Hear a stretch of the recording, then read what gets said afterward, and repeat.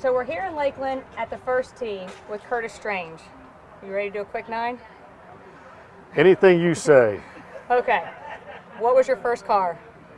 Oh, it was a Chevy old car my brother and I shared when we were seniors in high school, and it didn't end. It didn't end well. It didn't? No. Did it crash? Yeah, it crashed a couple of times before it finally just died on us. Yeah. So, yeah, I'd forgotten about that old jalopy. What's the greatest prank you've ever had done on you on tour?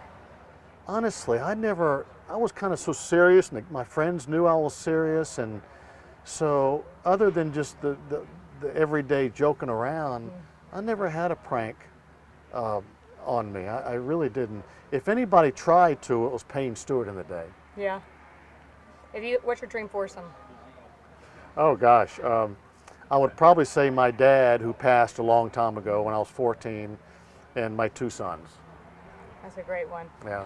If you were deserted on an island, what are 3 things you'd take with you? Gosh, food, water, and I guess in today's social media, you better take your phone, huh? That is a good one. You better have a wireless or solar power charger. Yeah, that's true Add too. that to the list.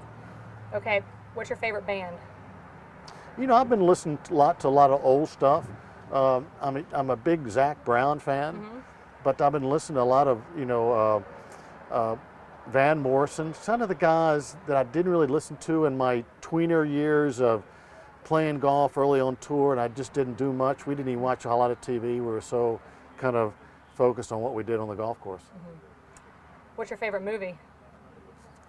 You know, I don't go to movies very often. I wait for them to come to the pay-per-view, but Shawshank is hard to ever forget. We watch Christmas Vacation every year. I love that one. It's hysterical. My brother recites that whole thing. You know, real life movies, stories that really truly happen, I enjoy. Me too. Who's the most influential person in your life? Now? Oh, my wife. You know, gosh, She's the most beautiful lady inside now. Well, you're very nice, and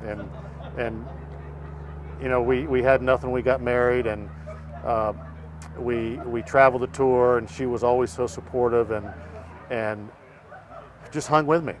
She always tells great stories about you too. Well, you know, hopefully not everything, but you know, it was a tough life that your dad and I went through, and all these guys here today, and you had one chance in life, and I went about it very seriously. I didn't want to.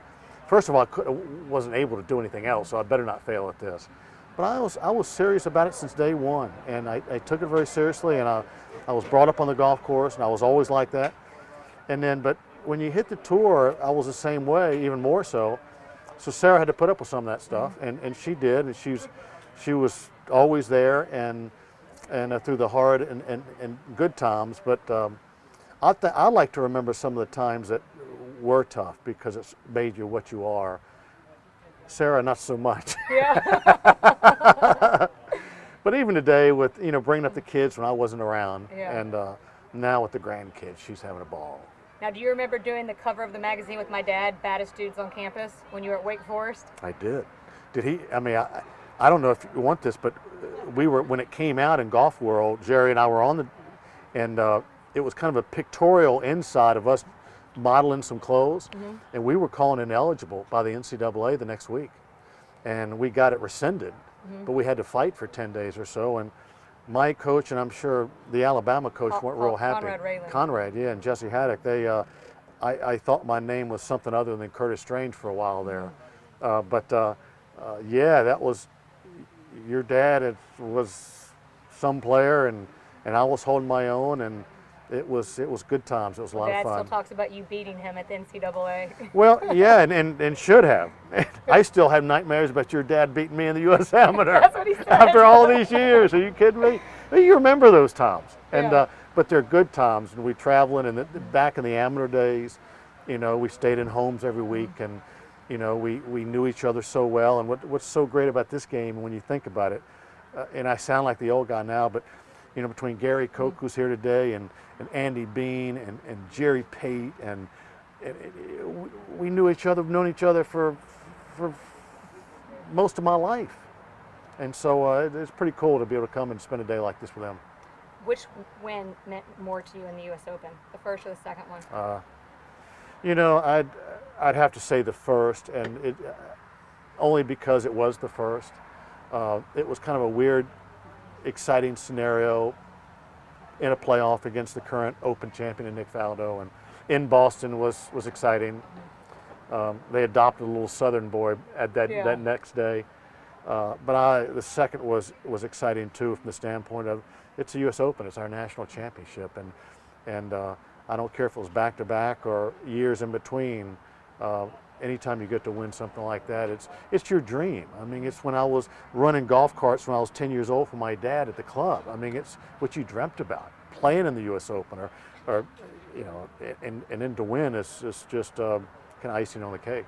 Last question: what's your greatest win in life?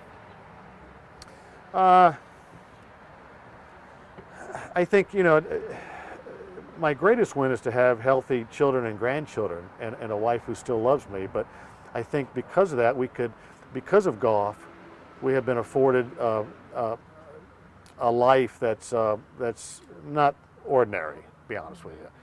And we've been very fortunate, and they are, like I said, running around healthy with grandkids now, and you know, to watch them play sports and to watch them maybe play some golf or whatever it might be is, you know, it's nothing like a pawpaw's love, I don't think, you know, to watch them do whatever they do, and you can relate because you did it, and it's special. Now, what's it like to have a twin brother? I forgot to ask that question. You know what? It's been pretty cool over the years. I have been asked that a lot over the years, and I know nothing else. When you think about it, we were in the same bedroom for 17 years. Yeah. And so when we went to college, he went to a different university, so it was the first time ever away, and I had a sidekick there every day of my life who was a great athlete. So I had somebody to compete against every single day of my life, and that made me a better athlete, made me a better basketball player or golfer or whatever it might have been. And certainly we fought like crazy growing up, but you know, he was a competitor too, so he didn't take any stuff and I didn't take any stuff off him, but we knew nothing else, and it was good. It was fun. Well, thanks for doing a quick 9 with us. You got it. Thanks. My pleasure.